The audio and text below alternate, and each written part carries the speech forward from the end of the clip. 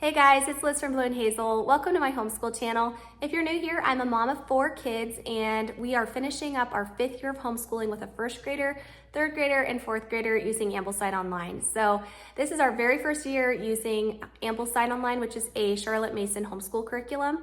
And so today's video, I actually wanted to give an update how it went and the things I liked, the things I didn't, what we finished, what we didn't, and my thoughts on some things we want to maybe switch up for next year. So this is our very first year jumping into a Charlotte Mason homeschool method in philosophy, and we had pieces and parts from different curriculums. We were very eclectic before that, but this was, like I said, our first time really adopting things like narration and trying to include more of those beauty subjects. And so Ambleside held my hand really well, I would say, especially with their 36-week printout. I loved that. That's one of the things that tipped me just towards Ambleside Online, is that there's the free scheduled printout with all of the books that would be included and which to read when. And okay, so one of the first things that I really like about Ambleside Online is I love the book choices.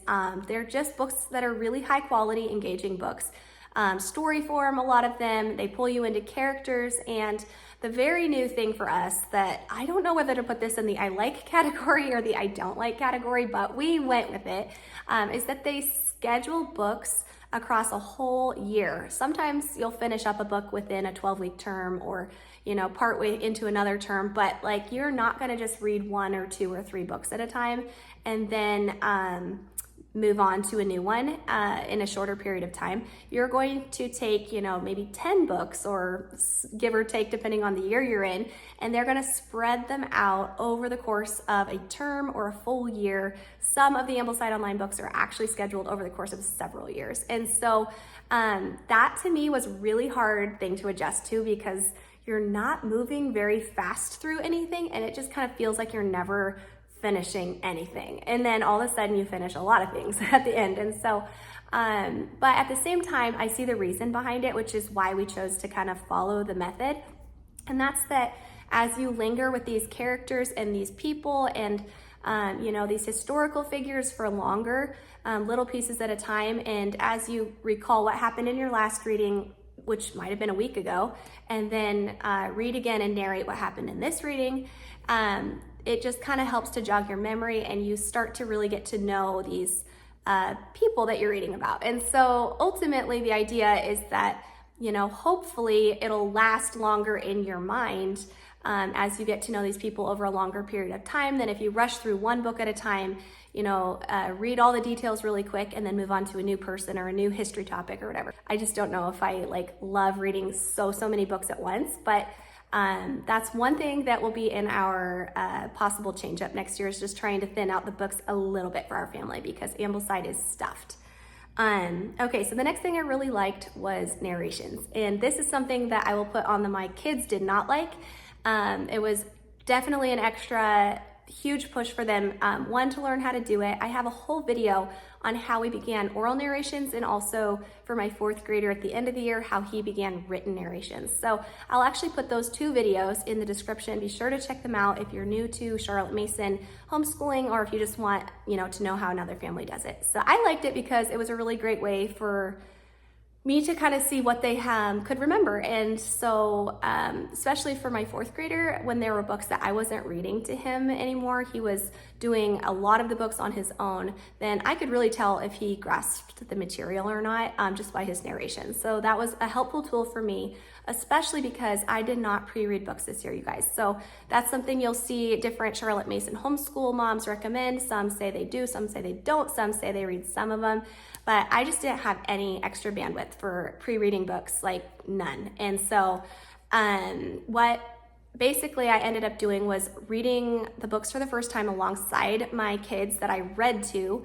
And then for my older child, when there were books that I didn't read to him that he was doing on his own, I would be able to really see what he understood by his narration, or, you know, if he didn't really understand it by his narration. And so that's something that I really don't anticipate myself doing much pre-reading, because I just don't think I'm gonna have the time for it. Just being honest about that. The other thing I really enjoyed about Ambleside are all of the different beautiful things that you expose your kids to. So, you know, nature study, composer study, picture study, and Shakespeare and lots of other things, a few we didn't even get to. All right, on to a few things I really didn't like about Ambleside Online this year. One, it was just too many books, honestly. Maybe you don't feel this way, and maybe you only have 1 or 2 levels that your kids are in, or maybe you've decided to group them to make it more manageable. But I think for me, with 3 levels, it was just, I was topped off, especially having a 2-year-old at home. That made it tricky. And so one of the things that we're going to be trying to figure out this year is how to thin out some of the books. And what ended up happening for us this year is I pulled at least 1 from everybody's schedule to lighten my load. We ended up shifting some from physical books to audiobooks. That helped a ton for my voice, and also it helped a ton just for my kids to be more independent. The other thing that I really just had a hard time with this year using this curriculum, and I'm not sure if it's this curriculum or if it's the fact that I just now have 3 older kids and I've never had that before, is that we never finished in the morning. Like the whole, do your, homeschool in a few hours and then go play in the afternoon. Like that just didn't happen. And, we'd sometimes have to use my toddler's nap time for me to like really utilize that quiet space. I think that the enemy of our homeschool this year felt like just loud background noises. And so we did a few things to help with that. I got all the kids a pair of headphones. If they needed to read, they could put their headphones on, especially with audiobooks. They obviously would have headphones for that. And that just was a really tricky thing, feeling like we couldn't finish all of our stuff in the morning. And then the kids were honestly just really burnt out from all their books and from, their math and all of the things that I made them do constantly in the morning. Have you done this? Have you checked your checklist yet? That by the afternoon, whenever they were done with their, have to do things, they didn't really want to do anything extra. They wanted free time, like me not gauging what they had to do. So when the afternoon came, they weren't necessarily interested in doing things like nature study, handicrafts. Like they were like, Mom, I just want to go play or go read my comics. Or it's really easy for you to go into Ambleside Online thinking that you're supposed to do everything and that you're supposed to finish everything and that other families are. My conclusion, and I could be wrong about this, is that families who are completing everything on their list with multiple kids are probably doing school a lot longer than I want our homeschool to be, hours-wise. All right, so now I've gone through what we liked and didn't like. I really want to show you what we finished and what we didn't finish. And I'm hoping to just be brutally honest, even if some things, just make us feel like we failed or that we didn't get to it. It's okay. There's next year. We covered a ton, and I feel really proud of us. And I just want to encourage you not to feel like just because it's on the Ambleside Online list that you have to do it. You get to decide that for your family. And so things that we did finish, we did poetry every day, family style. I loved this. So instead of doing 3 separate years, I just picked a poetry book and we read 1 to 2 poems in the morning. We started in term 2 doing the Shakespeare tales, and I loved that. I didn't know if we would like it. I think we made it through 3 or 4 of the Shakespeare tales this year, and I just picked ones from my year 1 actually, and we just went with those ones to begin with. And then next year, as we read more Shakespeare tales, I will kind of continue on with whatever ones from his year that we didn't finish and then move on to, somebody else's year. But I'm not going to be starting the actual plays yet, even though I'll have a 5th grader. I'm just going to continue on with Shakespeare tales. They were short and light, and then we got the story. Eventually, we'll get to some of the actual plays. Next, picture study went really well. I did not follow Ambleside's rotation for that. We actually just picked 3 artists from Simply Charlotte Mason, and we did 1 per term. And one of the things that I decided to do was to take the picture off of the wall in some random place where the kids didn't see it because it was just up really high.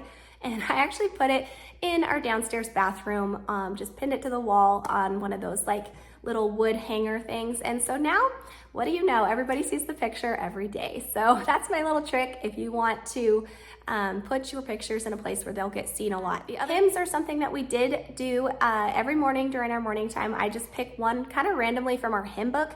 I didn't necessarily follow Ambleside's rotation for that. I definitely want to switch our hymn study to be where we're sticking with 1 song for like at least, a week, maybe 2 weeks.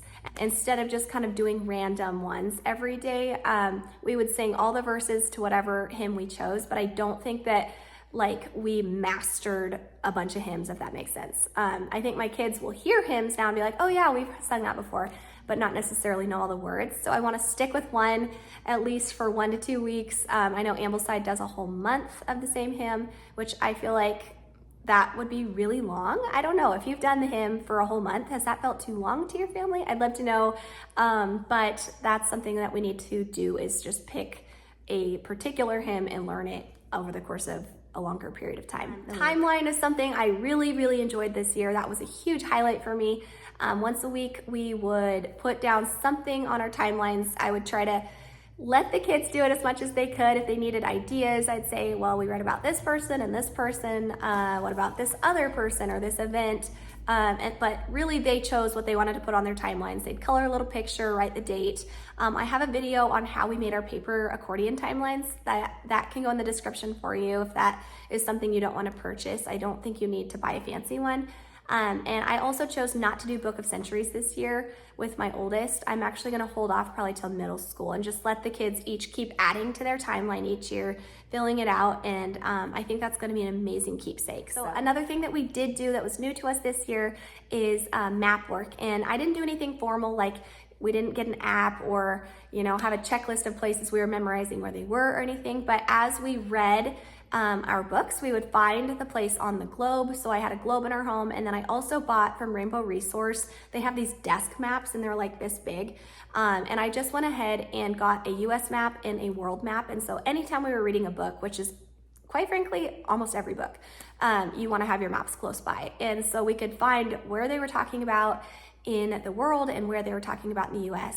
Okay, now things we did not get to. Here is the brutal, honest, just real life of like not finishing everything that you think you can.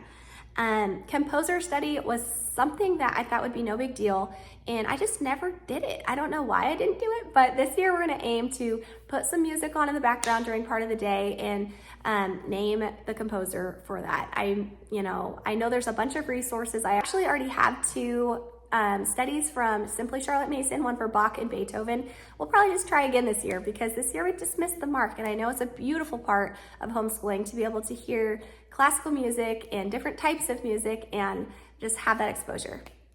Another thing we didn't do is Plutarch. I have no plans to add Plutarch this year because this year we were borderline drowning with how much stuff we had to do, and I cannot fathom adding Plutarch right now. And I also did not add Latin into my year 4's routine. And to be honest, I don't have plans to add Latin. So that's just something at this point that I'm going to say I'd rather add in something like Spanish, which we also really didn't do well this year, to be honest. I had like a word book that we would cover some words in Spanish, and that was it. This year was a huge learning curve for me. So I have to admit that we just missed the mark on a lot of things, and I just couldn't get to all the things. Handicrafts or something I can put on the line of like we did some with one of my kids, and the other 2 kids were totally not into any of that stuff. So you mamas who have family handicraft time, please let me know some tips on how you get your kids engaged into the same one, or do you have separate handicrafts that you're working on for different kids, and do you work on the same handicraft all month, all year? What is your experience with how often you switch things up and how it works? I would love to know more about how you do handicrafts. What we did this year is I have a daughter who is a craft machine. She likes to make stuff, and if I don't get her kits to make stuff, she creates her own stuff. And so this year I got a really incredible kit called Cozy Crafter Crates. It's a homeschooling mom who's a Charlotte Mason mom starting her own business, and I highly recommend it. We got a sibling add-on kit actually so that I could do it with her, and we could each make something together, which has been really fun.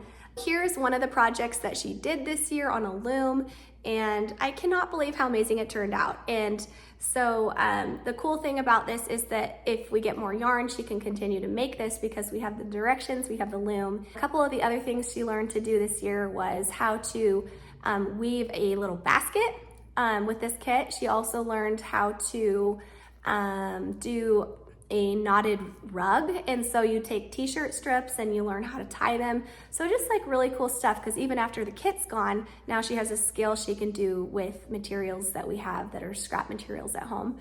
The boys never wanted to. I offered to, teach them if they wanted. They were just like, nah. So I never forced that on them. So I'd say they did not do handicrafts this year. She did a bajillion. Okay, and then nature study was something we did not do great at this year.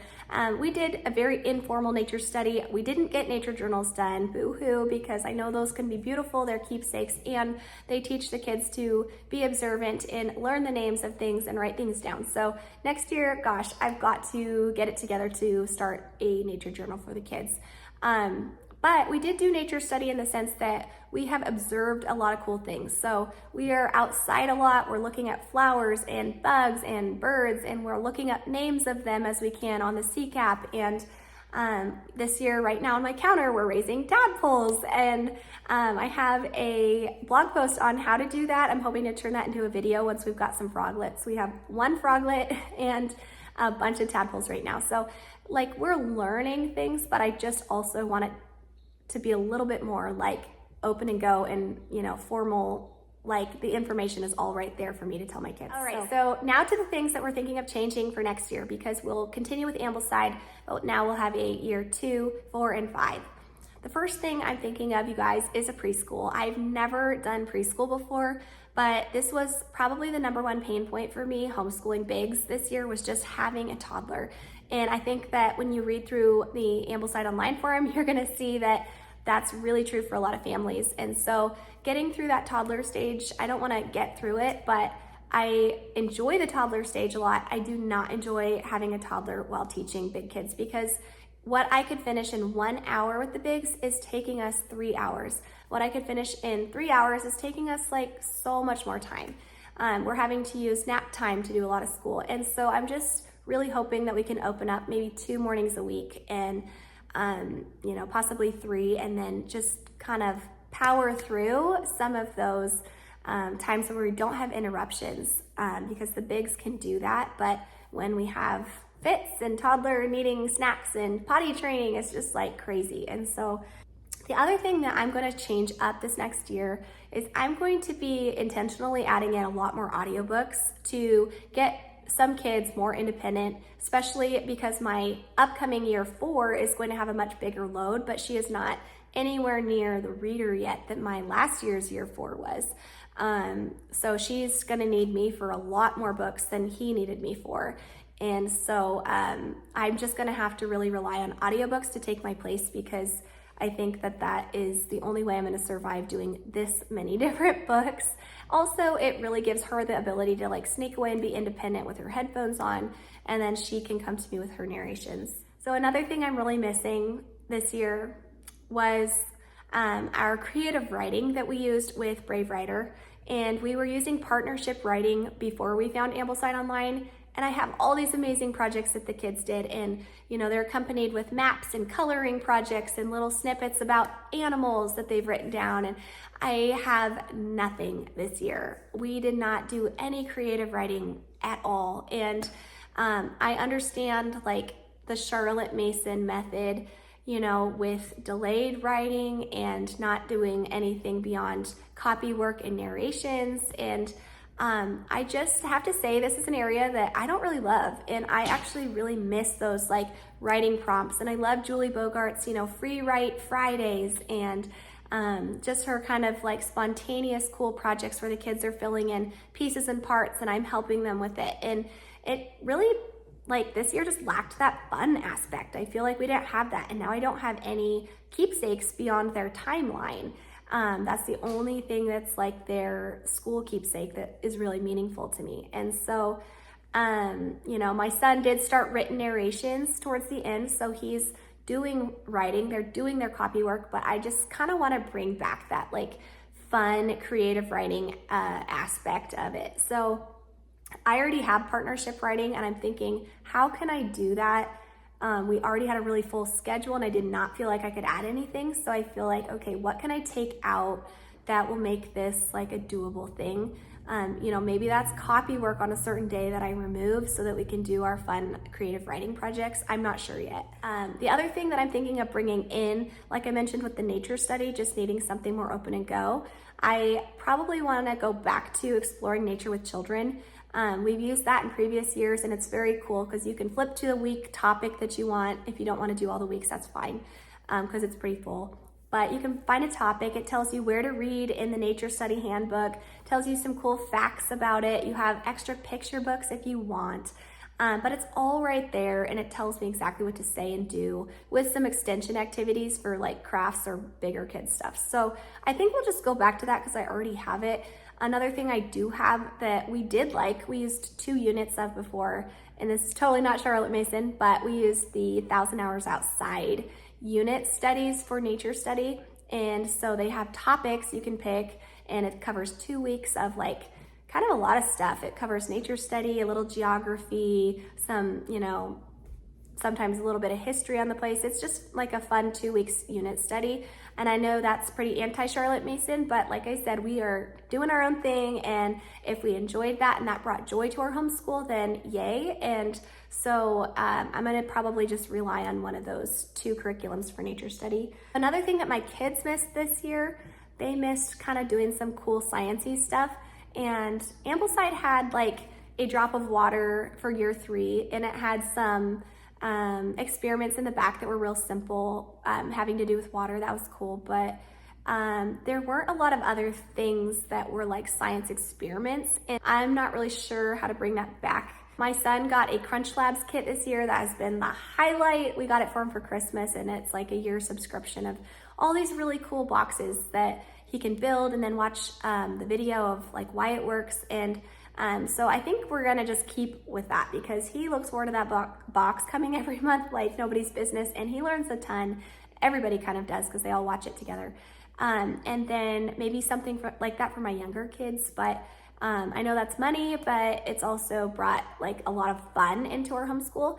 And so the other thing I thought is just getting one of those cheap like $5 experiment books, and then we can pick one once a week, or whenever the kids want they can pick one, and then what do we need to do to make it happen. All right, so the last thing I'm going to switch up is we are going to add in Fix-It grammar this year. And I know this is not a Charlotte Mason approved curriculum because Charlotte did not want the kids to see sentences written incorrectly, words written incorrectly, but this is where the kids will go through one sentence a day and basically edit and fix it.